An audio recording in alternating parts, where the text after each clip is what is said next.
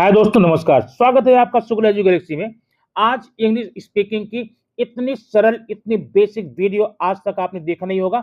आज की इस वीडियो में आप आज से नहीं बल्कि अभी से अंग्रेजी बोलना शुरू कर देंगे, क्योंकि आज हम पढ़ने वाले हैं very very simple from the zero, starting from zero. आज हम इस वीडियो में पढ़ेंगे दिस, दैट, दीज, दोज का उपयोग। अब दिस, दैट, दीज, दोज का उपयोग करके आज अभी से अंग्रेजी बोलना शुरू कर देंगे, भरपूर प्रैक्टिस करेंगे। तो सबसे पहले ये चार अनोखे शब्द हैं क्या? दिस का मतलब होता है यह। अगर कोई चीज अकेली है, आपके पास में है, उसके लिए आपने दिस का यूज करना है।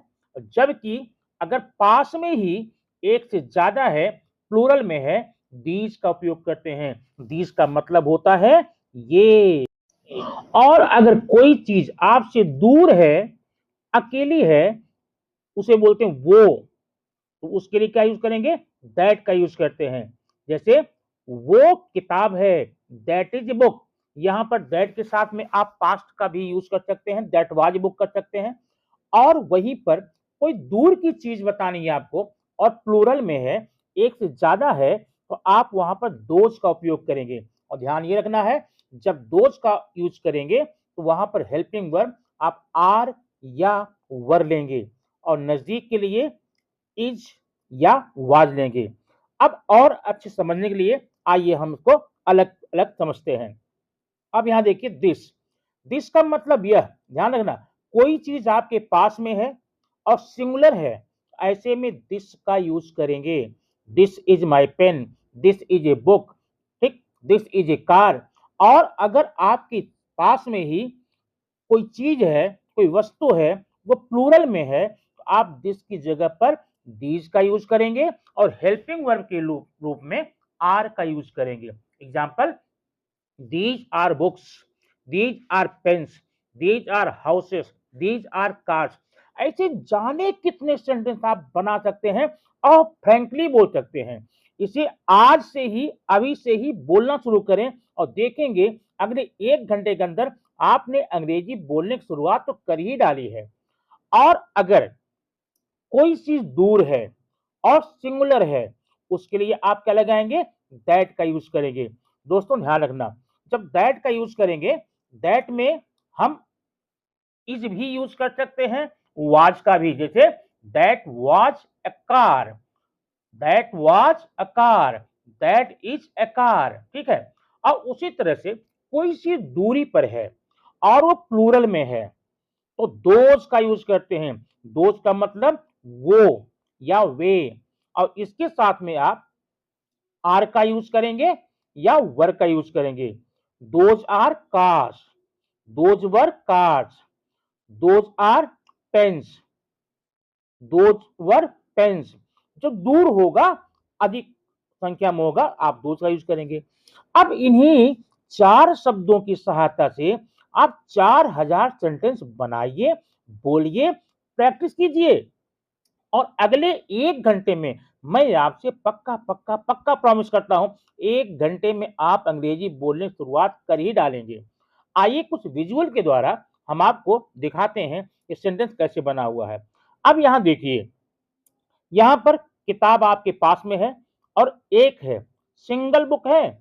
आपने क्या यूज किया है? This is a book, this is a book. अब यहां पर दिस इज ए बुक है, अब बुक की जगह पर आप कुछ चेंज कीजिए।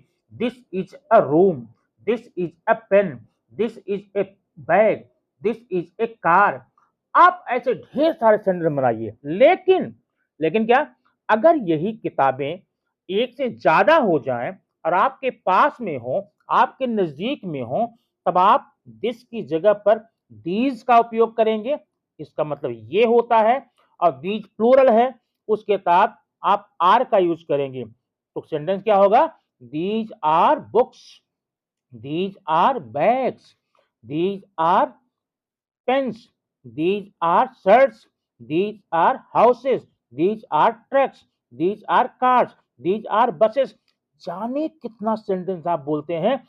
आप बोलना शुरू कीजिए। अगले कुछ पल में, अगले कुछ मिनटों में आप हजारों हजार सेंटेंस बोलेंगे और एक बार फ्लुएंसी बन गई फिर वाह, बात क्या है, बल्ले बल्ले हो जाएगी। अब देखिए, अगर यही किताब आपसे दूर है, आपके पास में नहीं है, दूर है और सिंगल है, अकेली है, सिंगुलर है, आप किसका यूज करेंगे? दैट का यूज करेंगे। और दैट के साथ में हेल्पिंग वर्ब आप या तो इज लगाइए और अगर पास्ट की बात है तो वाज भी लगा सकते हैं। अब क्या होगा? दैट इज ए बुक या that was a book, that is a car, that was a car, that is a pen, that was a pen, that is a bag, that was a bag. अगर bag अब आप पीछे दिनों की बात बता रहे हैं वहां यूज करेंगे वाज का। तो नजदीक में अगर दूर कोई वस्तु है, सिंगल है, दैट का यूज करेंगे, इसका मतलब होता है वह। लेकिन अगर वही वस्तु आपके पास में है, आपसे दूर में है, प्लूरल में है, तो दैट का प्लूरल होता है दोज, मतलब वे या वो। और हेल्पिंग वर्ब का यूज आप यहां करेंगे, आर का करेंगे या तो वर का करेंगे।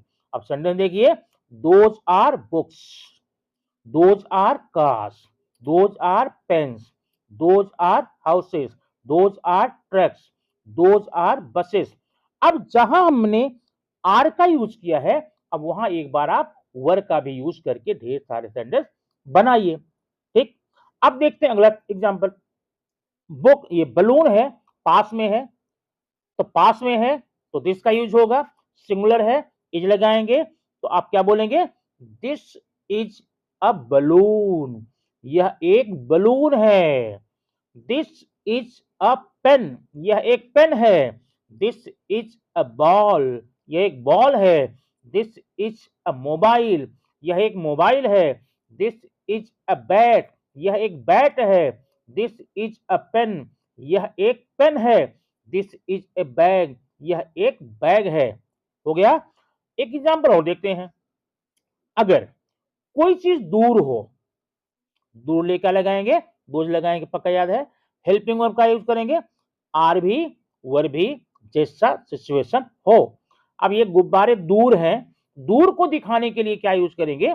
Those are balloons, those are balloons.